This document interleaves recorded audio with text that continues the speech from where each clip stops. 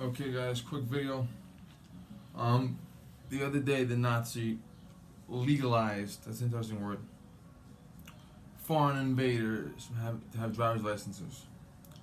And many upstate clerks, I don't know about the lower regions, but many upstate clerks said, fuck you, we're not going to do it. Because they believe in the law. Now, it is against federal law to give any foreign invader a legal document or a federal or any kind of document, whether it's a license, a social security card. You're not allowed to give any passport, any document. The only exception that would be made would be if someone came to the United States like a defector. This is prominent during the Cold War. We had defectors from Soviet Union, Romania, China, still China today, Cuba, still Cuba today. But what they would do is they would come to the United States primarily on business. Government. The most prominent would be the Corollis. All right, fine, those assholes. But you would have people come to this country, and they would think to themselves, "Fuck them, I'm not going back." And they would go to the State Department or immigration, preferably state though, and they would demand asylum. And they would have to say, "I am Soviet, I am Romanian, I am whatever the fuck I'm Chinese, I am Cuban," and they would ask the government for help renouncing that citizenship and obtaining legal status here.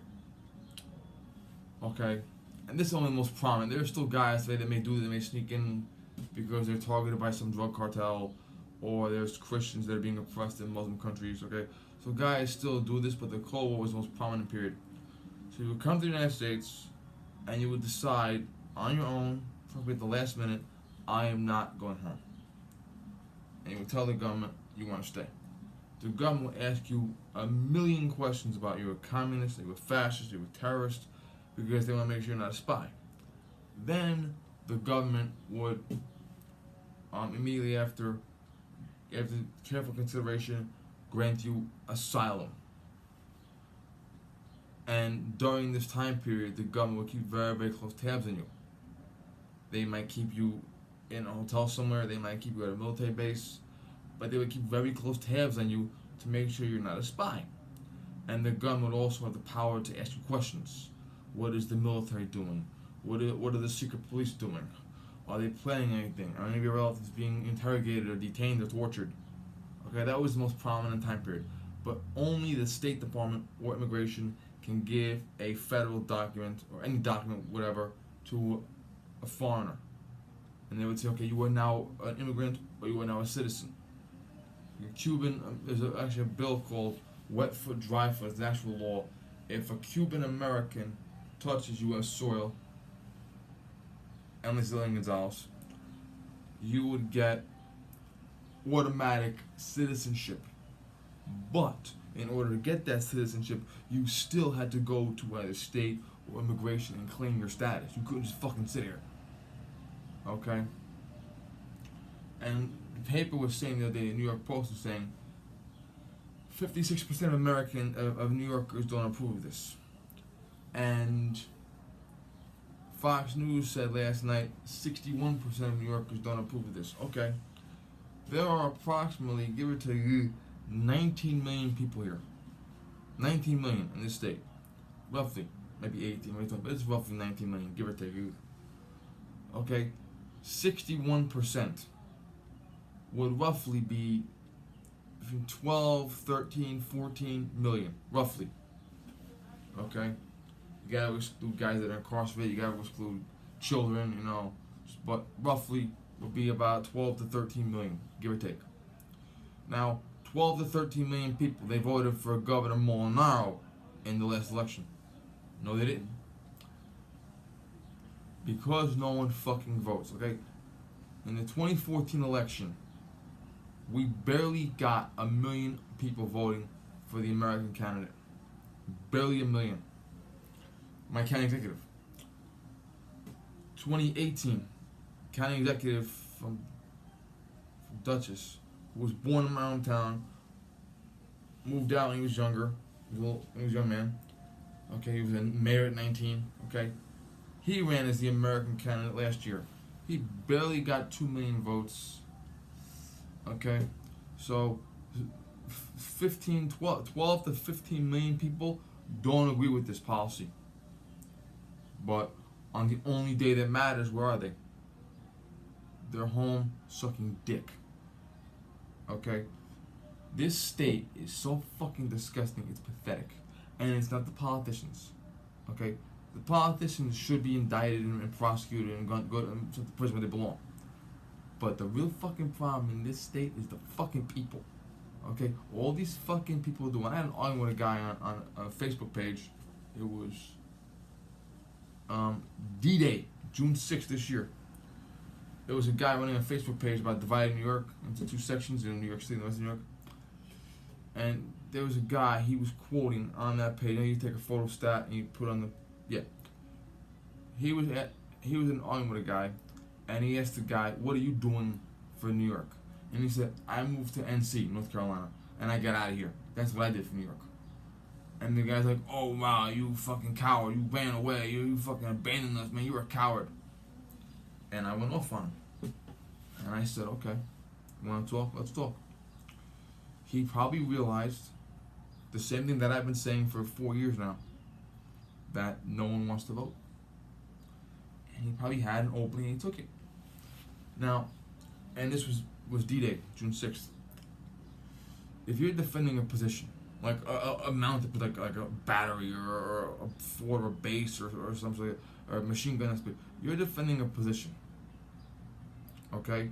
And you look behind you, and you see that between 50 and 80% of your men are literally doing nothing. They're playing video games, they're watching movies, they're sleeping, they're eating, they're literally doing nothing. They're not getting medical attention, they're not shooting, they're not loading, they're not calling in for artillery, they're not calling in for support, they're not looking for an evacuation plan, okay? You're defending a position, and between 50 and 80% of your men are literally doing nothing. Are you gonna die for them? This was on D-Day. And I emphasized this very, I said, you're talking this way, you're calling him a fucking coward. He realized the truth that I realized, and he got away and he took it. June 6th, 1944. You had men, and there were a couple of guys like the lieutenant colonels and the sergeant majors who were my age and older. I'm 37 now. But June 6th, 1944, almost all of them, like the majority of the men were 19, 20, 21, 22, 25. Okay, young guys. And when those landing platforms fell, they looked in front of them and they saw the water. Depending on how far back they stopped. Some guys stopped further back than others. It might have been a little bit of water, it might have been a fucking ocean full. But they saw these landing platforms drop. And they looked ahead. And they saw the water, and they saw the beach, and they saw the dunes, and they saw heavy machine gun emplacements. And the machine guns were firing into their boats. You know what they did? They went forward. They went forward.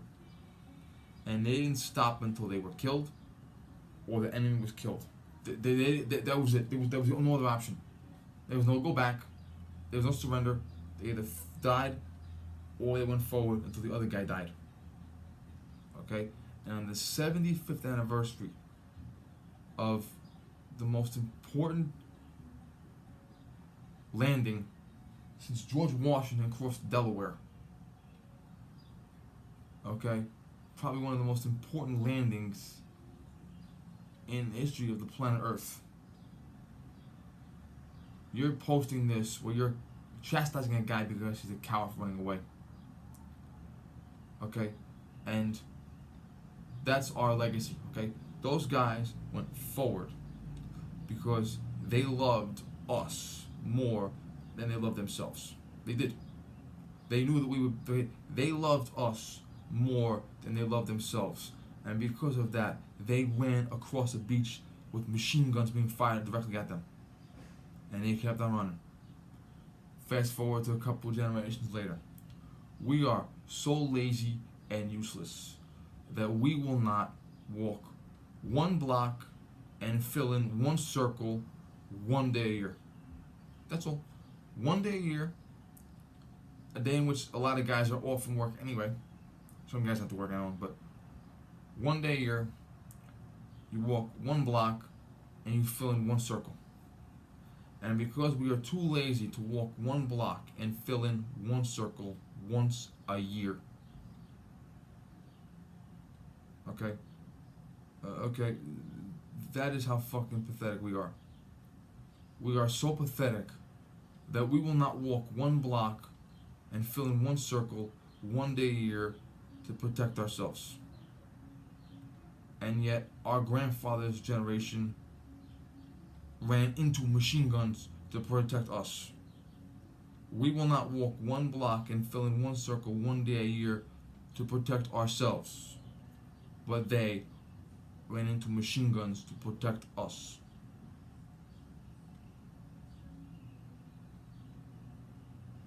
Okay? 61% of New Yorkers don't approve of this, giving licenses to foreign invaders. Yet, those shitbags will be nowhere on election day. They will be nowhere. I've never in my life seen 4 million people vote in an election in this state. Never in my life. A state of between 18 and 20 million people, roughly. I've never seen 4 million people vote. To put that into perspective, I've never seen 3 million people vote for the American candidate. It is pathetic and disgusting, and we should be fucking ashamed of ourselves. Thank you.